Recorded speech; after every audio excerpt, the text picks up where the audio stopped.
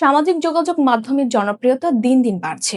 এরই মধ্যে অন্যতম জনপ্রিয় হচ্ছে টিকটক অ্যাপ। এই অ্যাপের মধ্যে লাইভের মতো ফিচার ব্যবহার করে ক্রিয়েটররা সরাসরি দর্শকের সঙ্গে কানেক্টেড হয়ে থাকে এবং গিফটিং অর্থাৎ দর্শকের দেয়া ভার্চুয়াল গিফট গ্রহণ করে থাকে।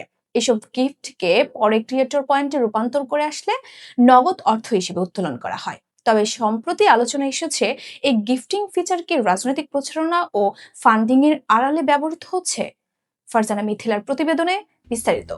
টিকটক লাইভের গিফটিং সিস্টেমের মূল উদ্দেশ্য হলো কন্টেন্ট ক্রিয়েটরদের সঙ্গে তাদের ভিউয়ারদের মধ্যে অর্থনৈতিক সম্পর্ক স্থাপন ও সমর্থন বাড়ানো। ভিউয়াররা লাইভ সেশনে গিফট পাঠালে সে অনুযায়ী পয়েন্ট ক্রিয়েটরের অ্যাকাউন্টে যোগ হয় এবং পরে তা নগদে অর্থে রূপান্তর করা যায়। এই মডেল বহু উদ্যোক্তা, আর্টিস্ট ও অনলাইন ক্রিয়েটরের কাছে অর্থ উপার্জনের উৎস হিসেবে কাজ করছে। তবে সংগঠিত পর্যবেক্ষণ সংগঠনগুলোর সাম্প্রতিক প্রতিবেদনে লক্ষ্য করা গেছে, অনেক ক্ষেত্রে লাইভ সেশনে শুধুই বিনোদন নয়, বরং রাজনৈতিক উদ্দেশ্যে ভিউয়ারদের কাছ থেকে গিফট গ্রহণ করা হচ্ছে। যুক্তরাষ্ট্রে ফেডারেল ইলেকশন কমিশন এবং যুক্তরাজ্যে ইলেকটোরাল কমিশন ইতিমধ্যেই সোশ্যাল মিডিয়া প্ল্যাটফর্মের মাধ্যমে নির্বাচনী ফান্ডিং এবং গোপন অর্থ সংগ্রহের বিষয়ে সতর্কবার্তা দিয়েছে।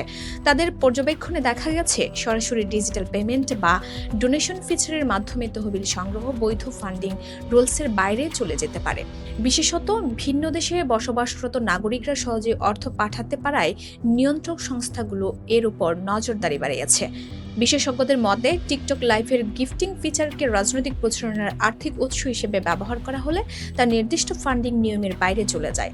অনেক দেশের রাজনৈতিক প্রচারণায় যে পরিমাণ অর্থ সংগ্রহ ও ব্যয়ের সীমাবদ্ধতা, এসব নিয়মের আওতায় গিফট উপায়ে সংগৃহীত অর্থকে ধরা হয়। উদাহরণস্বরূপ, কানাডার ইলেকশন কানাডা সোশ্যাল মিডিয়া ডোনেশনকে নির্বাচন ফান্ডিং এর অংশ হিসেবে গণ্য করে এবং তার রিপোর্টিং বাধ্যতামূলক রাখে। টিকটক নিজেও তাদের নীতিমালায় স্পষ্ট করে, লাইভ গিফটিং করা যাবে বিনোদনমূলক বা কন্টেন্ট ক্রিয়েটরের সমর্থনে, কিন্তু পলিটিক্যাল ডোনেশন বা নির্বাচনী তহবিল সংগ্রহের উদ্দেশ্যে কোনো ক্যাম্পেইন পরিচালনা করা যাবে না। তাদের ব্যবহার নীতিতে টার্মস অফ সার্ভিসে উল্লেখ আছে যে কোনো ফান্ডিং পলিটিক্যাল ক্যাম্পেইন উদ্দেশ্যে ব্যবহার করা যাবে না। তবে বাস্তবে এই নীতির প্রয়োগ কঠিন হয়ে পড়ছে, কারণ লাইভ সেশনের কমেন্ট বা উদ্দেশ্যে সরাসরি নিয়ন্ত্রক সংস্থার নজরদারির আওতায় না পড়লে তা যাচাই করা কঠিন। বিশ্বব্যাপী অনলাইন ডোনেশন প্ল্যাটফর্মগুলো যেমন গোফান্ডমি, পেট্রিয়ন বা টুইস্ট এমন সব নিয়ম তৈরি করেছে যাতে ব্যবহারকারীকে স্পষ্ট করে ডোনেশন উদ্দেশ্য উল্লেখ করতে হয়। কিন্তু টিকটকের গিফটিং সিস্টেমে আর্থিক প্রবাহকে এভাবে পৃথকভাবে ক্যাটেগরাইজ করা হয় না, ফলে পলিটিক্যাল অ্যাডভোকেসি হলে ব্যবস্থা নেওয়া কঠিন হয়। অন্যান্য দেশে নির্বাচন কমিশনগুলো সোশ্যাল মিডিয়া ডোনেশন বা গিফটিং এর ওপর নজরদারি শুরু করেছে।